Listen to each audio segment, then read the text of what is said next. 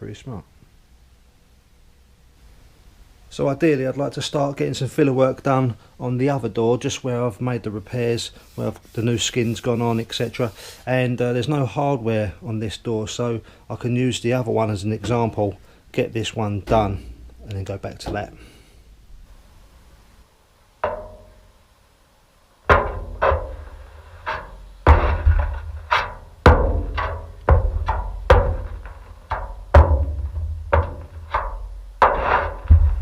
I've just been putting a bit of filler on here and there, and I'm just waiting for it to go off on that door.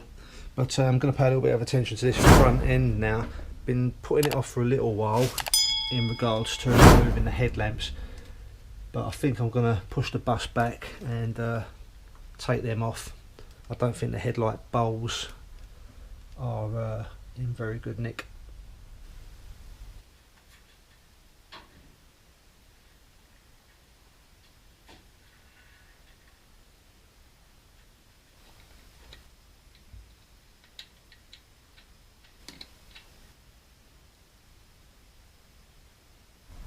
So I actually thought it was going to be a lot worse than that. I mean, there is a hole.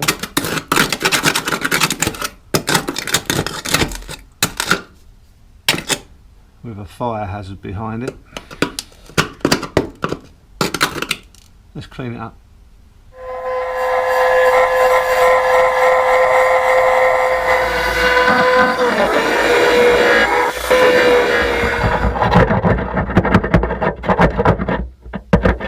As you saw, I was pretty brutal with that, just to make sure that I located any holes, and that's pretty much about the state of it.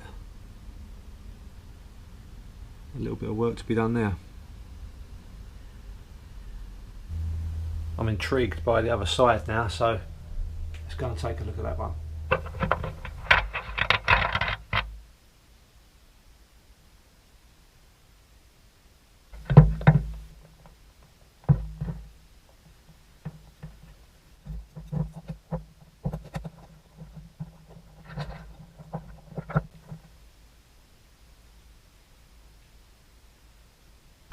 Yeah, not as bad, but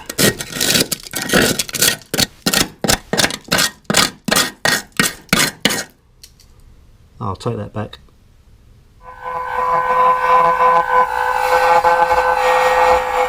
If anyone needs a original OEM headlight screw, let me know. I'll post it out to you.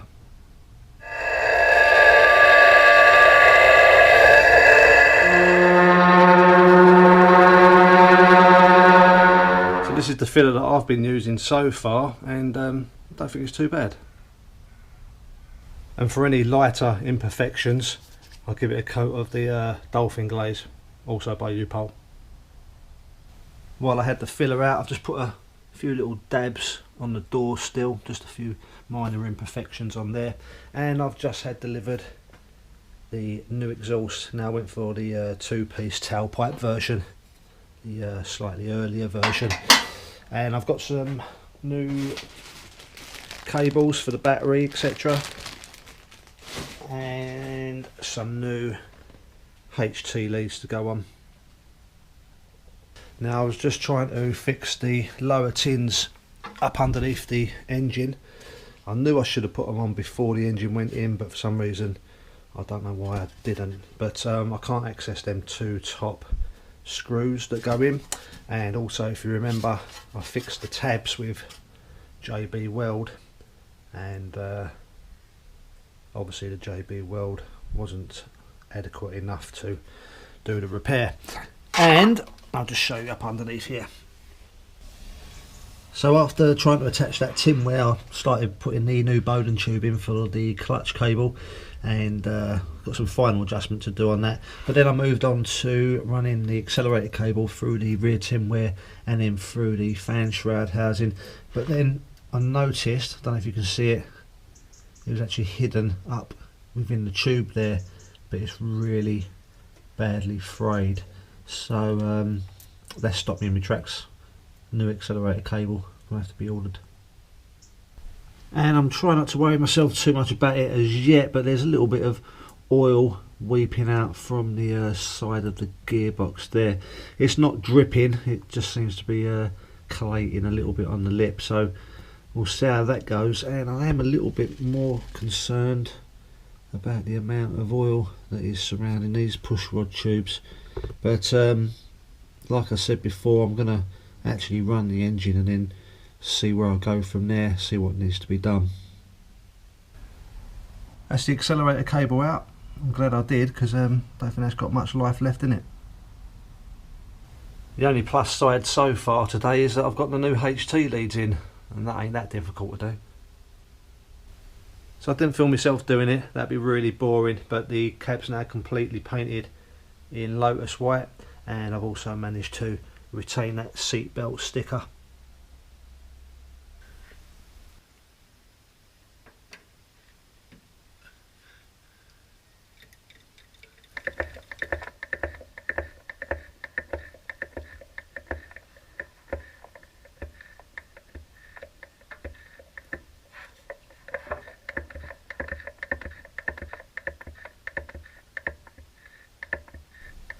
Make sure you grease your beam, people, very important. So I want to get this cover strip off for repair, obviously, but unfortunately all 3 screws up underneath are rounded off, so I have to grind them off.